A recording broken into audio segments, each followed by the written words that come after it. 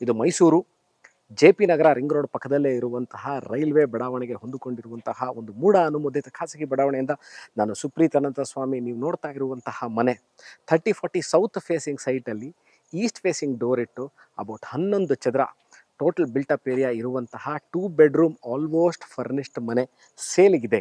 ಮೈಸೂರು ಮಧ್ಯಭಾಗದಲ್ಲಿ about 11 kilometre ಇರುವಂತಹ ಮೈಸೂರು ನಗರಾಭಿವೃದ್ಧಿ ಪ್ರಾಧಿಕಾರ, ಮೈಸೂರು ಅರ್ಬನ್ ಡೆವಲಪ್ಮೆಂಟ್ ಅಥಾರಿಟಿಯಿಂದ ಅಪ್ರೂವಲ್ ಇರುವಂತಹ ಲೇಔಟಲ್ಲಿ ಕಟ್ಟಿರುವಂತಹ ಹೊಸ ಮನೆ ಇದು. ಕುಡಿಯೋ ನೀರಿನ ವ್ಯವಸ್ಥೆ ಭಾಳಷ್ಟು ಜನ ಕೇಳುವಂತಹ ಇನ್ನೊಂದು ವಿಚಾರ, ಇದಕ್ಕೆ ವಾಟರ್ ಸೋರ್ಸ್ ಏನಿದೆ ಅಂತ.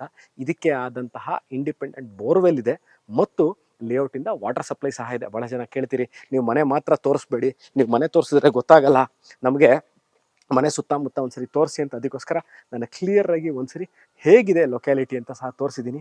ಬನ್ನಿ ಮನೆ ಒಳಗೆ ಹೋಗಿ ಮನೆ ಹೇಗಿದೆ ಅಂತ ತೋರಿಸ್ತೀನಿ. ವೆಲ್ಕಮ್.